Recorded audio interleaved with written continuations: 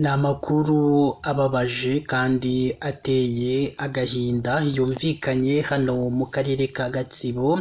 Ese byaba byagenze gute ko humvikanye urupfu rurimo ruragenda rugarukaho n'abantu benshi cyane bagiye batandukanye? Birababaje kandi biteye agahinda ibibereye muri kano karere ka Gatsibo. Mbese ubuyobozi bwatangaje iki? Mbese abaturage bo baba batangaje iki? Byinshi rero urimo uragenda wibaza ku byerekeranye n'iyi nkuru nibyo tuje kugenda tubasobanurira mu makuru yacu y'uyu munsi. Reka rero tutangire n'iyi nkuru yacu irimo iragenda igarukwaho n'abantu benshi cyane bagiye batandukanye, aho umusore uri mu kigero cy'imyaka 26 utuye mu karere ka Gatsibo mu murenge wa Remera yimanitse mu mugozi arapfa.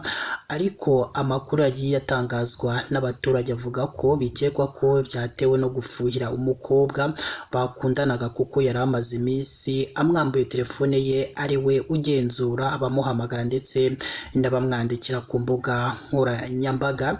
Iyi nkuru rero y'incamugongo kandi yamenyekanye mu gitondo cyo kuri uyu wa gatatu tariki ya 9 Nyakanga 2025 nibwo uyu musore yabanaga n'ababyeyi be mu mudugudu w'icyerekezo mu kagari ka Butiruka muri uyu murenge wa Remera. Rero amakuru kandi aba muri abo baturage bo muri uyu murenge avuga ko bikekwa ko uyu musore nyuma yo kwambura umukobwa bakundana telefone ye akayimarana igihe ashobora kuba yarabonye ibimenyetso ko afite abandi yihebeye, kwihangana bikamunanira maze akaza kuza gufata umwanzuro wo kwiyambura ubuzima. Nibyo rero biragenda bigarukwaho n'abaturage batuye muri uyu murenge wa Remera. Ni inkuru kandi yanababaje abantu benshi cyane bagiye batandukanye, kandi yaje no kwemezwa n'umunyamabanga nshingwabikorwa w'umurenge wa Remera Urujeni Konsore, aho yemeje ko uyu musore w'imyaka 26 yimanitse mu mugozi. Mu magambo ye yagize ati: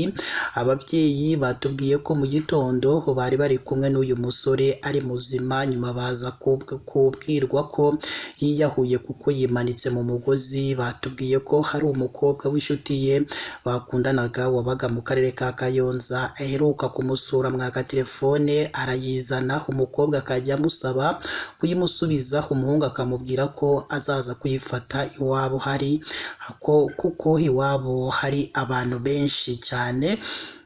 Gitifu kandi yakomeje avuga ko uwo mukobwa yaje guhamagara umukuru w'umudugudu waho uwo musore atuye amusaba ko yamufasha kwaka uwo musore telefone ye. Uwo muyobozi w'umudugudu ngo yaje kureba uwo musore arayimubwira, undi amubwira ko azayimuha. Yakomeje avuga ko nk'uko yari yarabibwiye umukobwa ko aziyahura, koko ni nako byaje kugenda.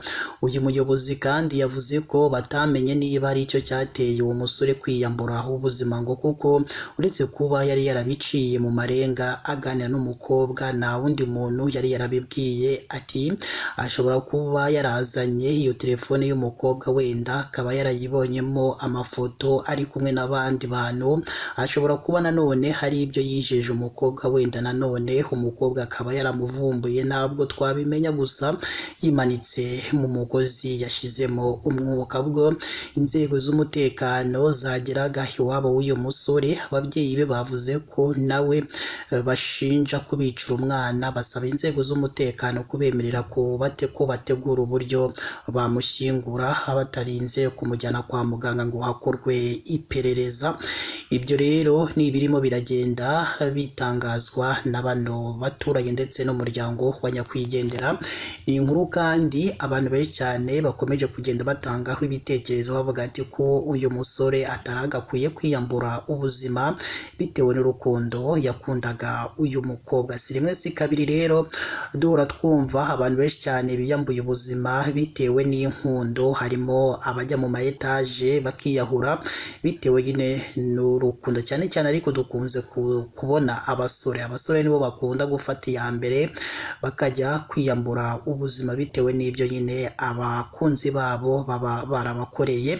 Reka rero rero natwe dusoreze hano n'iyi nkuru, gusa inama twabagira ni uko nyine umuntu ataba agomba kwiyahura, ariko niba ufitanye ikibazo na mugenzi wawe egera inzego zitandukanye zibafashe, zibaganirize, zibunge, yewe niyo mwanatandukana ariko nyine mugatandukana mu mahoro hatajemo ibintu byo kwiyambura ubuzima.